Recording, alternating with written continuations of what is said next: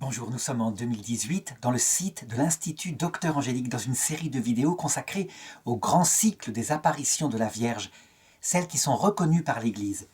Et je voudrais aborder ici une apparition qui est reconnue, mais premièrement d'abord par le pape de l'Église copte orthodoxe, ça veut dire de l'Église d'Égypte. Les fameuses apparitions de Zeytoun en Égypte en 1968, apparitions qui ont été vues par des centaines de milliers de personnes, des musulmans, des chrétiens, des catholiques, des orthodoxes, mais aussi des athées qui venaient.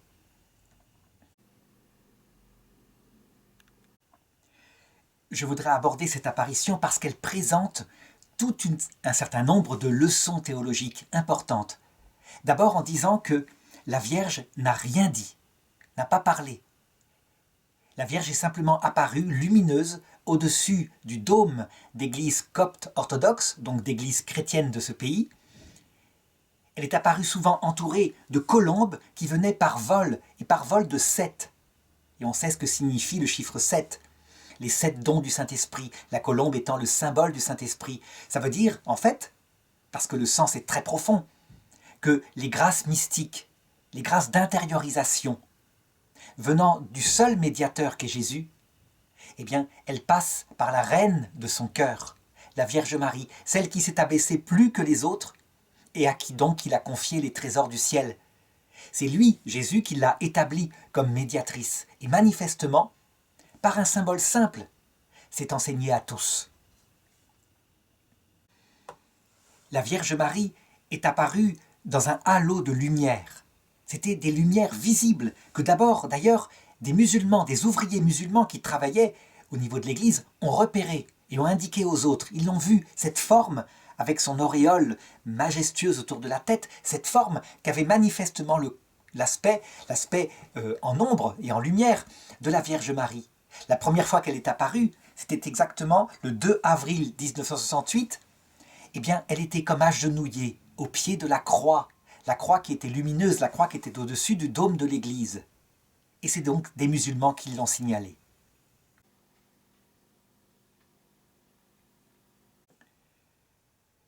Pour bien comprendre ce lieu d'apparition, je crois que d'abord il faut remonter à une légende qui court en Égypte depuis toujours, à savoir que c'est dans ce quartier-là que lorsque Marie, Joseph et le tout petit enfant Jésus qui venait de naître ont fui les persécutions d'Hérode le Grand, c'est là qu'ils se sont réfugiés en attendant sa mort. Et donc que c'est un quartier en Égypte que la Vierge connaît bien, où elle a vécu quelque temps. C'est une légende, c'est pas démontrable, mais c'est vrai, ça courait. Autre fait qui précède des apparitions, ça date de 1920, quand un chrétien appelé Tafid Kabil Bey voit en rêve la Vierge Marie qui lui apparaît et qui lui dit ceci: « J'honorerai ce lieu de manière tout à fait spéciale si tu construis ici une église. » Et en se réveillant, eh bien, il n'eut plus qu'une idée, construire une église chrétienne, une église copte, évidemment. Donc la religion originelle, religion apostolique, fondée par les apôtres, qui est celle du pays de l'Égypte.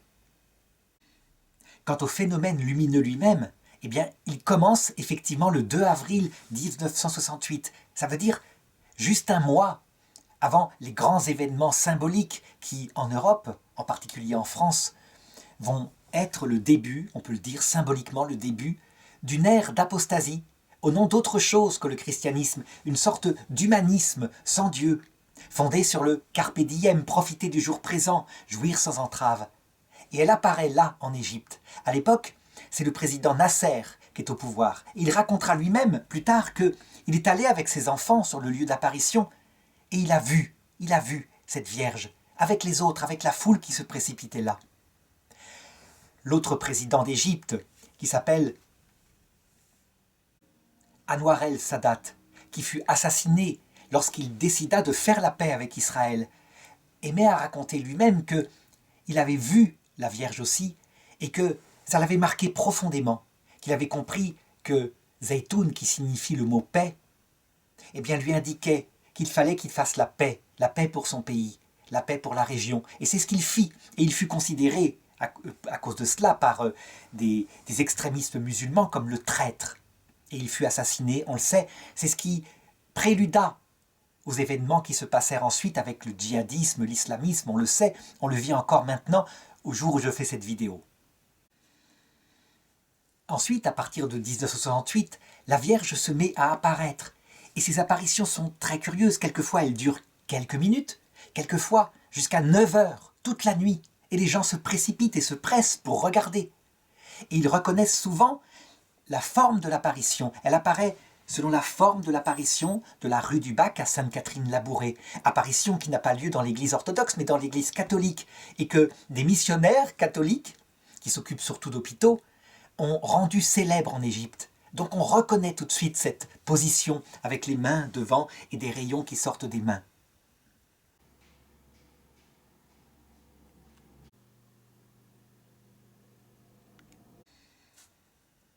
Alors évidemment, les autorités civiles égyptiennes sont saisies de ce phénomène et commencent à faire une enquête policière autour pour voir si par hasard il n'y aurait pas un système de projection, si ce ne serait pas une sorte d'hologramme, même si à l'époque, en 68, évidemment, il n'y avait pas de technologie comme cela. Mais tout de même, on regarde, on enquête. Et je dirais que le pape de l'époque, qui s'appelle Cyril VI, lance, lui, une enquête religieuse pour savoir ce qui se passe. Et son enquête aboutit à la chose suivante. Effectivement, elle ne dit rien, mais tout le monde la voit. Ça ne peut pas être une hallucination collective, puisque les musulmans eux-mêmes, qui, bien sûr, vénèrent la Vierge Marie, c'est la femme sainte, la femme qui a conçu sans homme, du Messie. Voilà ce que croient les musulmans, même s'ils pensent que le Messie est un prophète éminent, qu'il n'est pas Dieu, mais tout de même.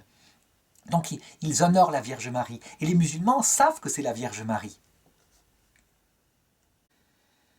L'enquête va donner aussi qu'il y a beaucoup de gens, chrétiens, musulmans, qui parallèlement voient la Vierge leur apparaître dans des rêves, et que certains, du coup, découvrent le Christ par elle. Ils vont aussi se rendre compte qu'il y a des guérisons qui touchent toutes sortes de gens, des musulmans, des chrétiens, des athées, pour ceux qui s'approchent de l'apparition. Si bien qu'au bout du compte, Cyril VI reconnaîtra officiellement l'apparition de la Vierge Marie à Zeytoun, Zeytoun qui signifie olive. Olive, comme l'avait fait remarquer le président Sadat, c'est le symbole de la paix. On est 4 ans après la fin du Concile Vatican II, qui ne concerne évidemment pas les coptes orthodoxes, mais tout de même, on va analyser les choses, et les catholiques en particulier vont analyser les choses en disant que manifestement, il y a là un appel au dialogue interreligieux, au rapprochement entre les chrétiens, d'abord qui s'appelle l'œcuménisme, et je dirais même avec les musulmans, que la Vierge Marie semble un petit peu l'élément commun. Beaucoup plus tard, dans les années 2015-2016, il y aura de nouveau des apparitions de la Vierge en Égypte. Et le pape Shenouda III, pape de l'époque, reconnaîtra que manifestement, c'est la Vierge, qu'elle vient. À cette époque-là, il est très malade. Et il dira, elle est venue pour apporter la paix. Il y a eu beaucoup d'attentats contre les chrétiens, de la part d'islamistes qui ont osé tuer au nom de Dieu. La Vierge Marie, manifestement, vient ici pour protéger ses enfants et pour dire à ceux qui assassinent de cesser immédiatement, d'autant plus qu'eux aussi peuvent la voir. Elle est venue, elle, pour tout le monde. Elle n'est pas le sauveur elle-même, mais elle est envoyée par le sauveur. Et il continuera en disant, finalement, il n'y a que quelques-uns qui ne reconnaissent pas la présence bienfaisante de la Vierge Marie.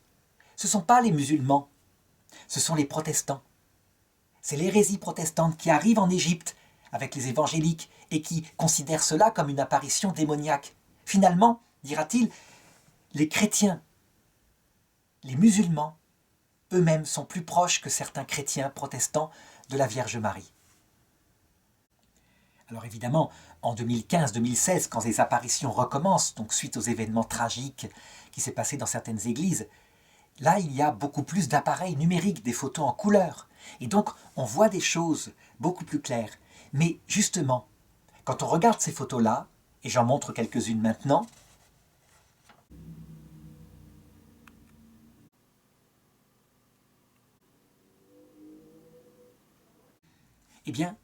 on ne peut que se poser quelques questions que je voudrais soulever maintenant, parce qu'elles se posent vraiment, et que sans doute beaucoup se les sont posées. Premier point, pourquoi la Vierge Marie apparaît-elle toujours en flou?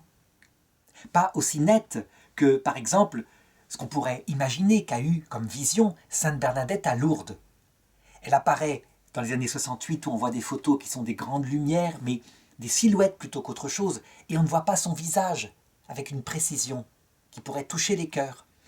Pourquoi est-ce que, quand la photo couleur apparaît, ce sont pareil des grandes lumières, etc., mais jamais quelque chose de net? On se dit, si la Vierge a tout pouvoir sur le cœur de Dieu, pourquoi est-ce qu'elle n'apparaît-elle pas comme elle l'a fait à Bernadette, pour toucher le cœur de tous les musulmans, y compris des plus durs, et les ramener au Christ? La réponse théologique, elle est assez simple. Elle tient en deux temps. Premier temps, en cette terre, dans ce premier purgatoire qu'est la terre, l'action du ciel ne consiste pas à apparaître de cette façon-là.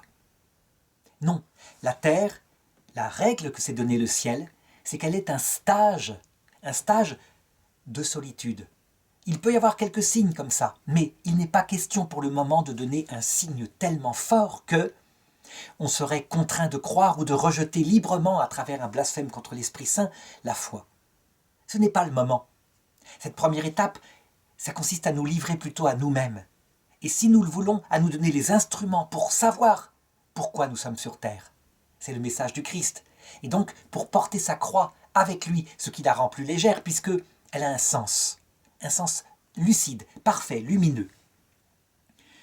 C'est très important de comprendre ça, parce que lorsque, dans des apparitions qui ne sont pas forcément encore reconnues, mais tout de même qui ont de bonnes chances de l'être un jour, comme Garabandal, Medjugorje, quand la Vierge annonce qu'elle donnera bientôt un grand signe, un grand avertissement si fort et qui demeurera, que personne ne pourra refuser de croire, si ce n'est par un acte libre, parfaitement libre de perversité.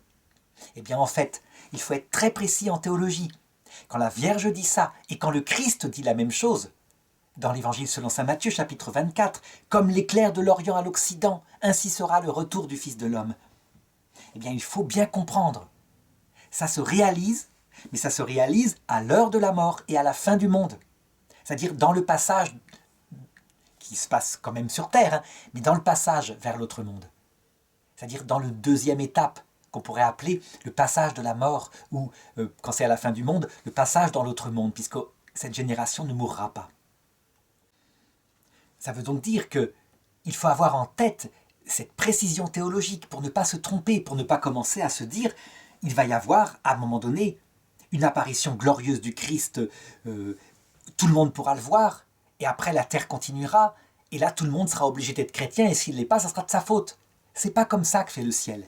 Non, tant que nous sommes sur terre, c'est des signes qui sont donnés, c'est surtout l'Esprit Saint par sa présence, c'est aussi des prodiges comme des rêves venant de la Vierge Marie, venant du Christ, mais de telle façon qu'à un moment donné, il faut bien poser un acte de foi.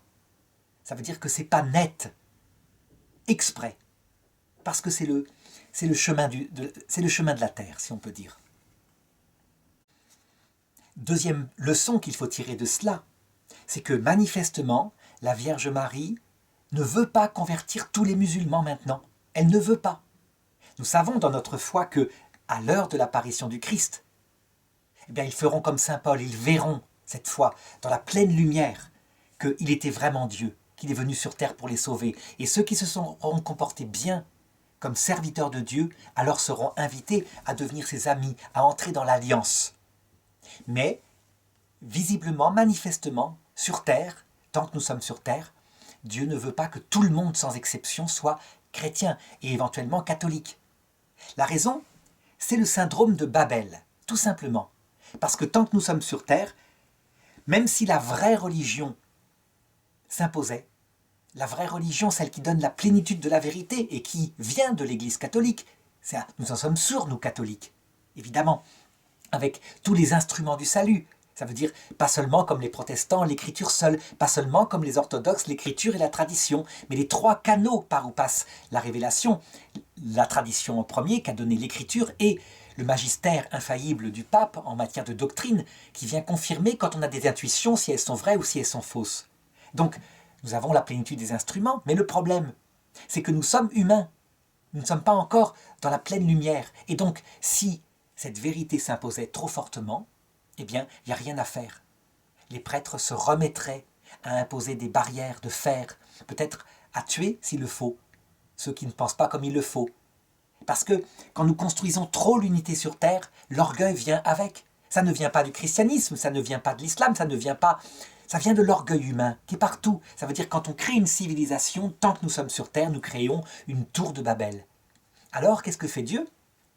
Dans ce cas-là, c'est ce qu'il a montré avec le peuple juif, qui est son peuple élu, pour nous manifester sous forme très très concrète la façon dont il gère les choses. Quand le peuple hébreu a un roi qui unifie tout, Salomon, un roi extrêmement sage, qui du coup commence à décader, à devenir extrêmement orgueilleux, eh bien il lui annonce: je vais diviser ce peuple en deux, et je le ferai, parce que tu t'es comporté lamentablement. Il le divise. On pourrait dire, mais Dieu divise, c'est pas Dieu qui divise, c'est le démon. Mais Dieu peut diviser. Si jamais il voit que la vérité plénière conduit non pas à l'amour, à l'humilité, mais à l'orgueil. Alors il préfère la division et le salut plutôt que l'unité et l'orgueil. Résultat, eh bien, quand l'Église chrétienne en Orient s'est mal comportée, Dieu n'a pas hésité à la livrer à quelque chose de plus simple, mais qui est une religion quand même de soumission, qui n'est pas la liberté des enfants de Dieu, à savoir l'islam. Et si le catholicisme fait la même chose, Dieu pourra très bien livrer le catholicisme à des choses comme ça, de manière évidemment à ce qu'à l'heure de la mort, là il se révèle en plénitude, à travers l'apparition du Christ accompagné des saints, des anges, de la Vierge Marie. Et là évidemment, c'est une autre étape, l'étape où il rectifie la vérité. Et il juge à ce moment-là sur l'humilité et l'amour. Il ne jugera pas sur la dogmatique.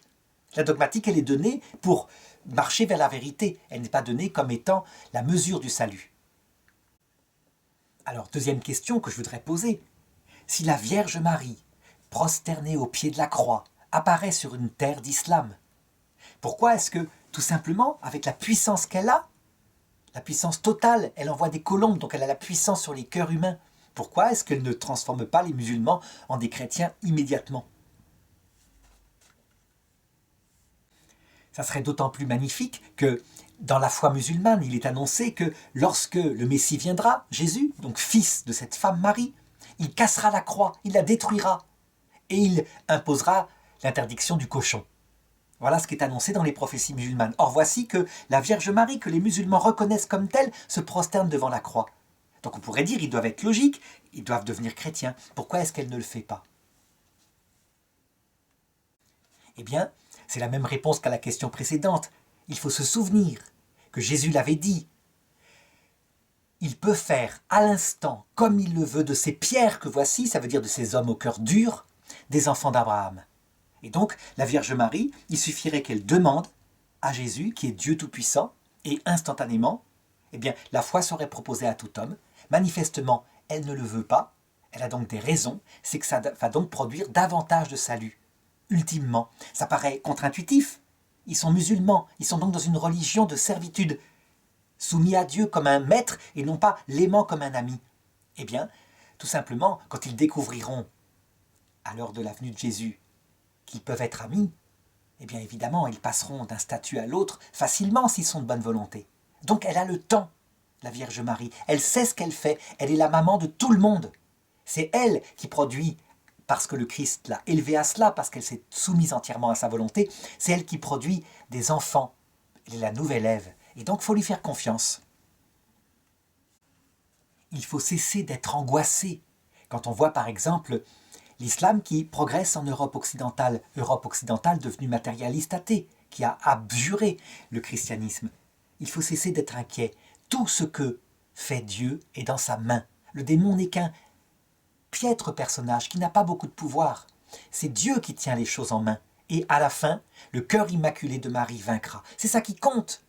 La vie terrestre, elle est pour 80-100 ans. Ce qui compte, c'est ultimement ce qu'on ne voit pas, ce qu'on verra à l'heure de la mort, donc bientôt. Alors on pourrait dire, à partir de là, dans ce cas-là, faisons confiance et puis mettons-nous dans notre lit, pas la peine d'annoncer l'Évangile, puisque la Vierge Marie elle-même, manifestement, elle ne le fait pas. Bien sûr que non. Il faut annoncer l'Évangile, mais il faut cesser de le faire avec angoisse.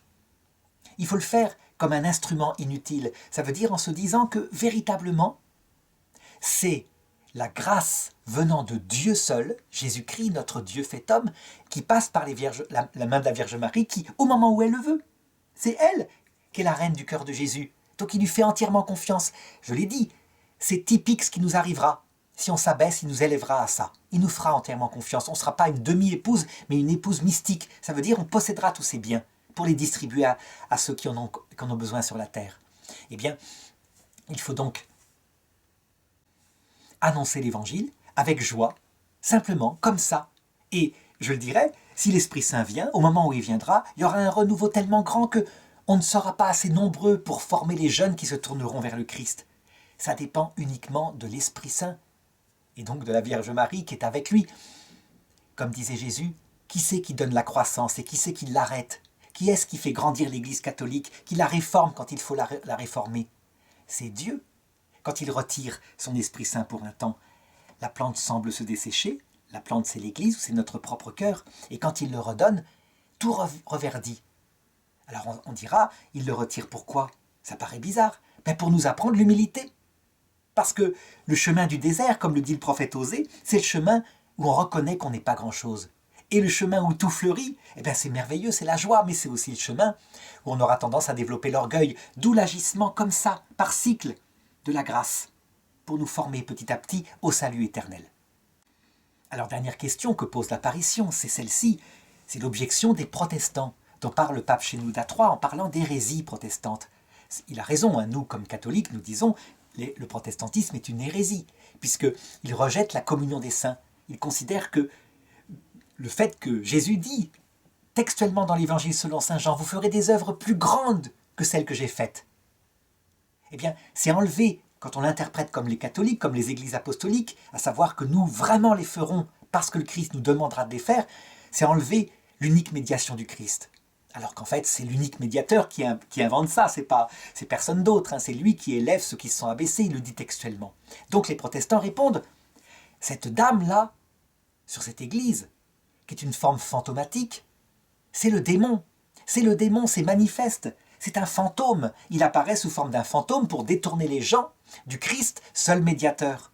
Donc la question qu'on peut poser, mais pourquoi la Vierge Marie apparaît-elle effectivement avec cette forme qui semble fantomatique? En réalité, c'est sur les photos que ça apparaît fantomatique. Quand on la voit, c'est une lumière brillante et il suffit de regarder. Alors, je pense tout simplement que de la même façon, c'est toujours la même réponse. La Vierge Marie, elle laisse les protestants. Les protestants d'abord, eux, ils ont beaucoup de vitalité en ce moment. Ça veut dire qu'ils sont courageux, ils n'hésitent pas à prêcher devant l'islam. Et donc, elle les laisse comme des semeurs. Ils sèment l'évangile. Mais très vite, le protestantisme, en tout cas évangélique, très vite, quand arrivent les épreuves, eh bien, ils n'arrivent plus à comprendre pourquoi. Parce que pour eux, seule la foi suffit, et donc des épreuves, il ne doit plus y en avoir. Ça doit être au contraire la floraison de richesse, de bonheur, etc. À ce moment-là, on peut dire que c'est les églises apostoliques qui peuvent prendre la suite et semer dans le cœur des fidèles qui ont découvert le Christ, semer l'évangile. Ça veut dire que, tout simplement, les protestants, au moment voulu, à l'heure de leur mort, quand le Christ apparaîtra, accompagné de la Vierge Marie et des saints, ils sont bien obligés de comprendre en un instant ce qu'ils refusaient de comprendre, parce que ça se verra. Et donc elle les amènera au Christ, c'est évident, il n'y a pas à s'inquiéter pour cela. En attendant, eh bien, ils sont un stimulant pour les catholiques, afin que, justement, ils ne soient pas simplement dans une structure d'église, mais qu'ils aient aussi la capacité de laisser souffler l'Esprit Saint et de prendre des initiatives pour annoncer l'Évangile, comme le font certains protestants. Encore une fois, je l'ai dit, ça c'est quelque chose d'important. La vérité théologique, l'orthodoxie de notre foi, la perfection catholique de notre foi est importante, mais c'est un instrument. Nous serons jugés sur l'humilité et l'amour, auquel cet instrument réfère, évidemment. Sauf que cet instrument-là, eh bien, quand il est un peu déformé, comme c'est le cas dans le protestantisme, il peut tout de même annoncer l'Évangile, parce que le Christ, vrai Dieu fait homme, les protestants l'ont gardé précieusement. Au moment voulu, les protestants deviendront simplement catholique au sens profond du terme, à savoir de l'Église universelle, celle du Christ, celle qui est unie à lui par la charité.